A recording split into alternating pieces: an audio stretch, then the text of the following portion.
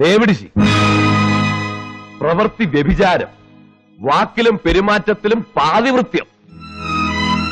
നിന്നെ ആദ്യം കണ്ട അന്ന് ഞാൻ എഴുതി വെച്ചതാ നീ പിശകാണെന്ന്.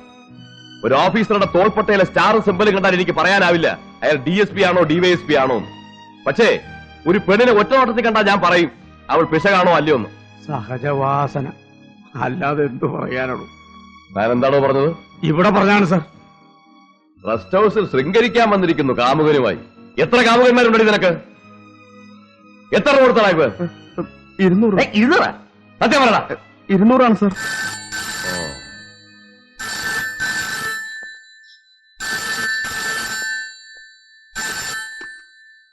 ഹലോ, അതെ സർ. സർ സർ ശരി സർ, ശരി സർ, വെക്കട്ടെ.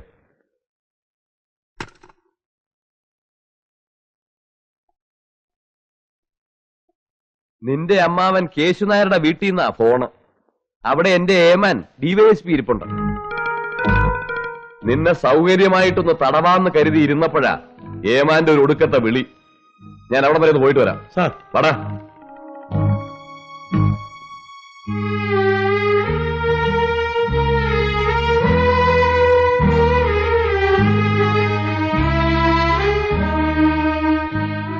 നിന്നെ സഹായിക്കാൻ SP-യോ IG-യോ കുടുംബക്കാരോ ആരുമില്ലേ? ഗൗരി എവിടെ?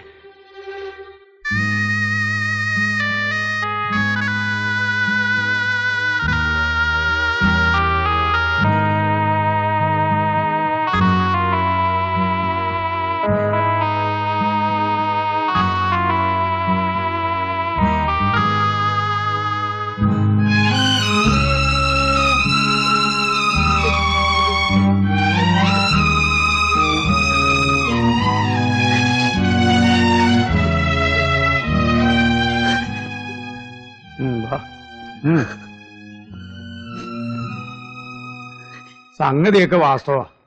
കയ്യും കളവോടെ പിടിച്ചത് ഇവിടുത്തെ റെസ്റ്റ് ഹൗസിൽ വെച്ച്. ആദ്യമൊക്കെ രക്ഷപ്പെടാൻ വേണ്ടി കാമുകനും കാമുകയാന്നാ പറഞ്ഞു. ഒന്ന് വരട്ടിയപ്പോ ചെക്കൻ കൈ കഴി.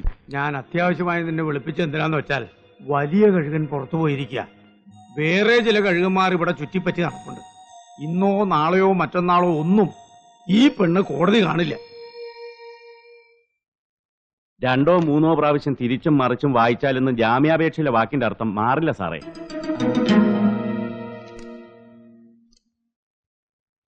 എന്താ വിളിച്ചോണ്ട് പോട്ടെ?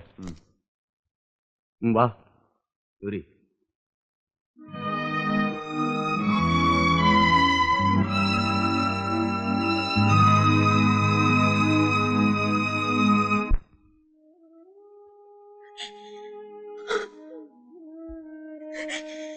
കുറെ നേരമായി കരച്ചിൽ തുടങ്ങിയിട്ട്. ഇത്രയും നേരം ഞാൻ ക്ഷമിച്ചു. സത്യം എന്താണെന്നുള്ളത് നിന്റെ നാവിൽ നിന്ന് തന്നെ എനിക്കറിയണം. പറയാൻ മനസ്സിലെങ്കിൽ ഇല്ല എന്നുള്ള ഒറ്റ വാക്കിൽ നിർത്താം. പിന്നെ നിനക്ക് നിന്റെ വഴി, എനിക്ക് എന്റെ വഴി. പറയടി.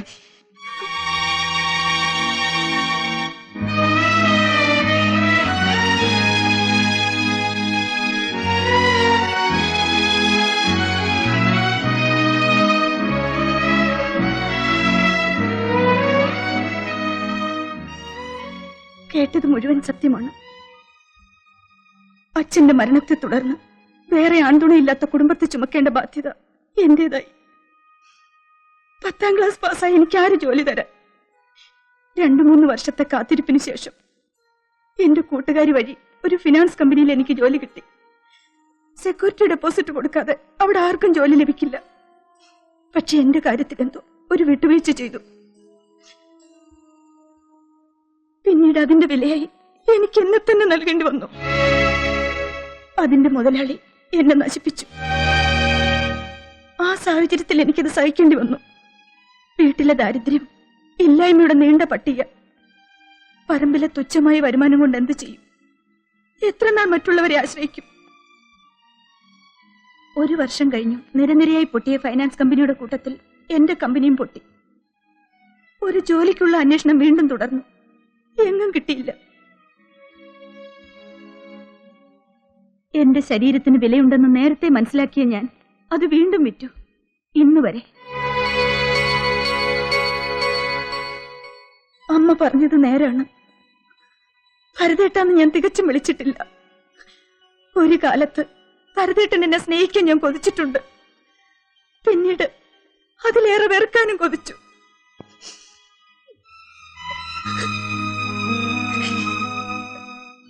അതിനുവേണ്ടി ഭരതേട്ടനോട് വളരെ മോശമായി ഞാൻ പെരുമാറിയിട്ടുണ്ട്.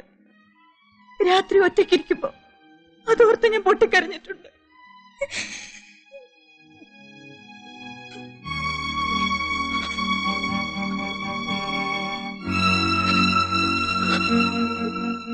നീ പറഞ്ഞത് മുഴുവൻ അതേ ആത്മാർത്ഥതയിൽ തന്നെ ഞാൻ എടുക്കുന്നു. എനിക്ക് നിന്നെ എന്റെ പഴയ ഗൗരിയായിട്ട് തന്നെ കാണാൻ കഴിയും. ഏതൊരു സാഹചര്യത്തിലും നീ പഴയ ഓർമ്മകളിലേക്ക് തിരിച്ചു പോകരുത്.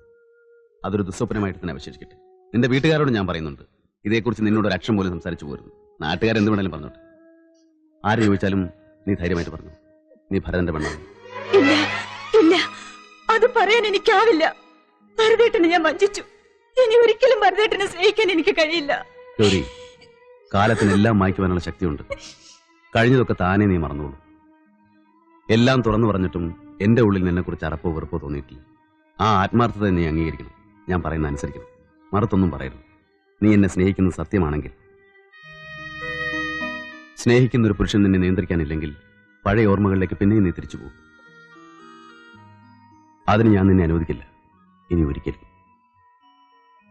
പണ്ടെങ്ങോ ഞാൻ നിന്റെ അമ്മയോട് പറഞ്ഞിട്ടുണ്ട്, ഒരു തുളസിമാലയും താലിയും മാത്രം മതി അവർ പറയുന്ന ഏത് അമ്പലത്തിൽ വെച്ച് നിന്നെ ഞാൻ കെട്ടിക്കൊള്ളാവും. അത് ഞാൻ വീണ്ടും പറയും.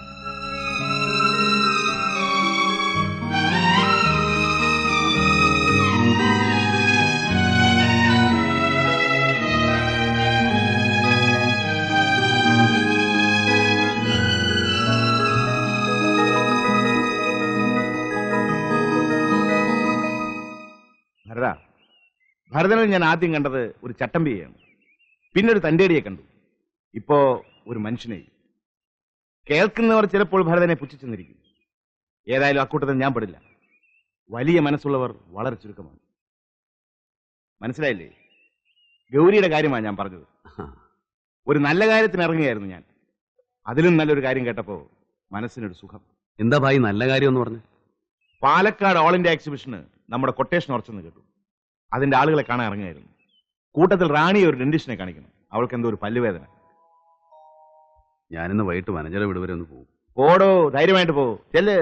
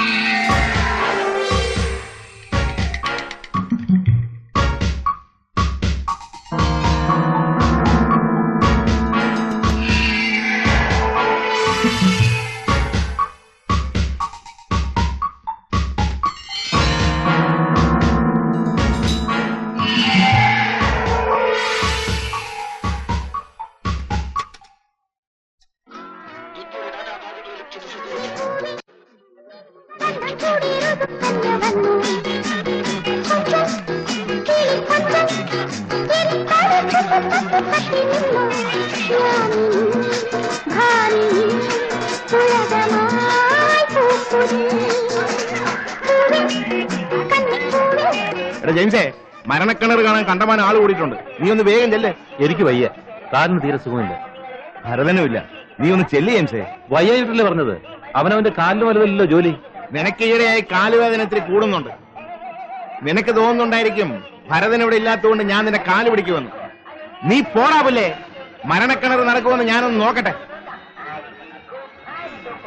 3-4 വർഷമായി ബൈക്ക് ഓടിച്ചിട്ട് എന്ന് വെച്ച് അണ്ണ മരം കയറുന്ന മറക്കുന്നു. ഒരുത്തനില്ലെങ്കിൽ ഇത് കൊണ്ടു നടത്താൻ എനിക്കറിയാം. വേണ്ട, നിങ്ങൾ ഓടിക്കണ്ട. ഇന്നൊരു ദിവസം മരണക്കിണറില്ലെങ്കിലും കുഴപ്പമൊന്നും വരില്ല. എനിക്ക് വയ്യ ഇവന്റെയൊക്കെ പോസ്റ്റ് കണ്ടോണ്ടുന്ന ആളുകൾ ആട്ടുന്നുപ്പ് കേൾക്കാൻ. വേണ്ട, നിങ്ങൾ ഓടിക്കരുത്. ഞാൻ പറയുന്നൊന്ന് കേൾക്ക്. നീ നിന്റെ പണി നോക്ക്. വേണ്ട, അയ്യോ പോകരുത്. ഞാൻ പറയുന്നത് കേൾക്ക്.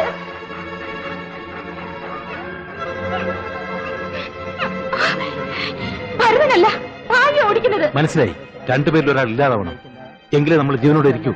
ഇല്ല, ഞാൻ സമ്മതിക്കില്ല.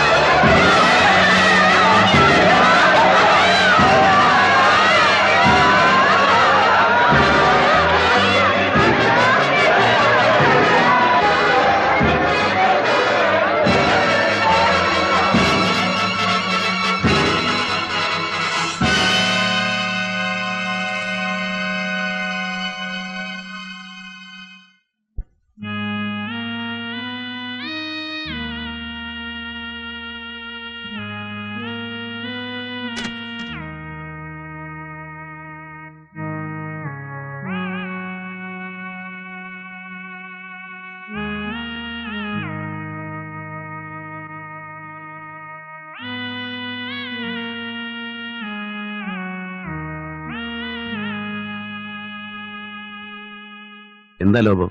ഇനി ഇവിടെ കളിയില്ലെന്നാ പറഞ്ഞത്. അടുത്ത കളി പാലക്കാട്ടാണെന്ന്. റാണി ഇവിടെ? ഭായി മരിച്ച ദിവസം ഹോസ്പിറ്റലൈസ് ചെയ്തതാ. ഇതുവരെ ഭേദമായിട്ടില്ലെന്നാ ജെയിംസ് പറഞ്ഞത്. ഇപ്പോഴും നല്ല പനിയുണ്ടെന്ന്. ഏത് ഹോസ്പിറ്റലാ? അതിനോട് പറഞ്ഞില്ല സർ. അതൊന്ന് അന്വേഷിച്ചറിയണം. എന്നിട്ട് എന്നോട് പറയണം. ഞാനും അതാ പറഞ്ഞു വരുന്നത്. കത്ത് കിട്ടിയത് ഭാഗ്യമായി. നിർത്തടാ. ഭർത്താവ് മരിച്ച് 2-ാം പക്കം തന്നെ നീ കാമുകന്മാരുടെ എണ്ണം കൂട്ടിയല്ലേടി? ഈ ലോകത്ത് വേറെ ആര് വിശ്വസിച്ചില്ലെങ്കിലും ശരി, ഞാൻ പറയുമടാ നീയാണ് ഭായിയെ കൊന്നൊന്ന്. ഇറങ്ങി പോടാ പുറത്ത്. മിണ്ടല്ലടാ. നിയമം നിന്നെ ഒന്നും ചെയ്യില്ലായിരിക്കും, പക്ഷേ ഞാൻ നിന്നെ വെറുതെ വിടില്ല.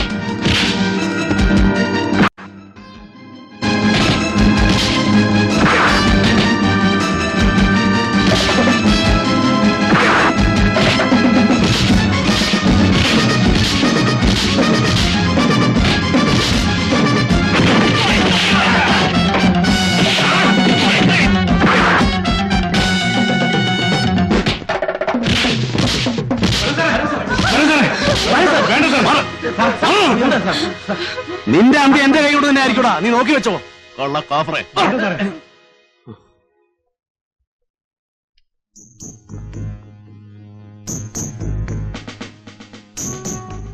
ഇവന്റെ അഹങ്കാരം കുറച്ച് കൂടുന്നുണ്ട്. സാരമില്ല, ഞാൻ വഴി കണ്ടിട്ടുണ്ട്. ഇത്രയും കാലം ഭായി ഉണ്ടല്ലോ എന്ന് വെച്ചാൽ ഞാനൊന്നും ചെയ്യാതിരുന്നത്.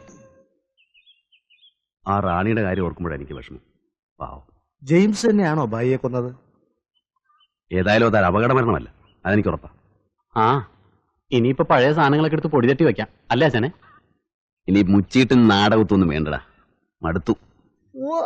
മനസ്സിലായി. ഗൗരിക്കാണെങ്കിൽ ഇതൊന്നും പണ്ടേ ഇഷ്ടമല്ല. അപ്പൊ പിന്നെ പോടാ, എനിക്ക് ശരിക്കും മടുത്തിട്ടാ. ആ ഇനിയിപ്പോ പലതും മടുക്കും. മാങ്ങാ സീസൺ ആണെങ്കിൽ അതും കഴിഞ്ഞു. ഇനി എന്ത് ചെയ്യും? എന്തെങ്കിലും ചെയ്യണം. 2 ദിവസം കഴിയട്ടെ, പറയാം. കുറച്ച് കാശ് വേഗം ഉണ്ടാക്കണം.